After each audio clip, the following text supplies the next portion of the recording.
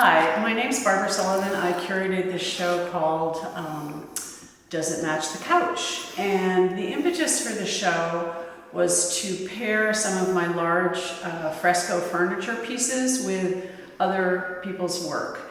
And there are, I think, 26 other artists besides myself in the show. And I've had this idea of just doing little room vignettes that kind of that sort of had a feeling of home and the whole home, not only the furniture, but also the artwork that might go with it in a kind of eclectic sort of way that things go together. And I know that this is really largely my taste, but for instance, these pieces by Susan McDougall right here of these unmade beds, a made bed and an unmade bed. I saw those about 20 years ago, and I thought about, they would look so beautiful in a small bedroom paired with this chair of mine. This is a little cut by Kitty Wales. It's made out of paper pulp.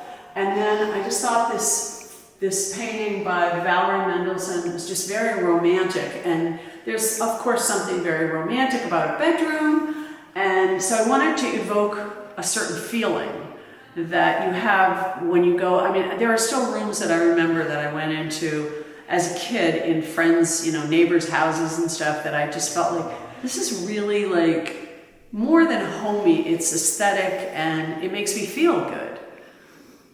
So, and then over here we have, this is a wonderful shaped canvas piece by Sam Cady.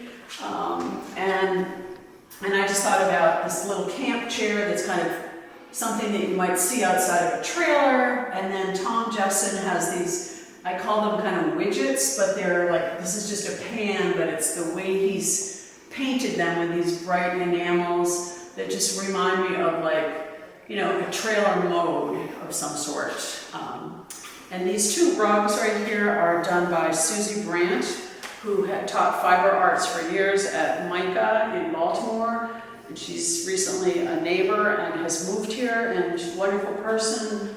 And then, of course, you have the mid-century modern. Everybody knows the Eames chair, and it's very iconic. And then the Noguchi table that I thought really went well with these pieces of Daniel Anselmi and Gary Mitchell. And then I just had to make these curtains because of this large window, but this is based on an Andy Albers weaving, and I'm a big Bauhaus fan, and just their idea of wholeness, and everything is designed, and everything can be beautiful, even if it's something utilitarian or something fancy. And then we have the kitchen, which is kind of the heart of the show in a way.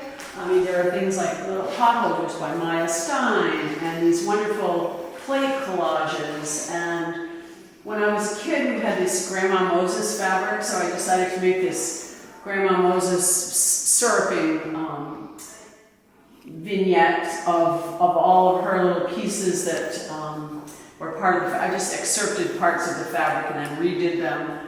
And because I think it's also very regional to this area, because a lot of maple syrup is made here. And then this stove is one of my pieces, and we have Jenny Brillhart and Sheep Jones and Carly Glowinski. And then I was really interested in putting this rocker that I made next to the actual rocker designed by Michael Hoy Woodworking up in Solon. They were my old neighbors. And here's another rug by Susie Brandt. And then I wanted to have a black and white section. So this is by Annika Early. It's also paper pulp, and she just does these incredible paintings of white gouache. And then this black and white tree chair, and then Jim Keneally's beautiful drawings, and Al Crichton, one of the founders of Waterfall Arts. He and his wife Lorna, fabulous people. And then here we have Cynthia Winnings on the top, Breanne James, Buzz Masters, and then these are baseball cards made by Jessica Gandolf. And then there's a video of Ann Barges, another piece of mine. And then I just really wanted to make this thinking about design, why do boys' rooms have cowboy wallpaper, but they always have a globe or something? So I decided to make this little globe wastebasket. And this is the rustic section. Again, Cynthia Winnings, myself, Tara Moran, and then these are John Alsop's Skidder paintings. And then I've always been interested in like what people make in regional areas, like things like horns. What people make chairs and little widgets out of something that's plentiful in an area. And in Maine, there are a lot of dowel factories, and people are always making stuff out of dowels because they bring those things home that are the rejects or whatever. But they do such an amazing job, and they're just so creative.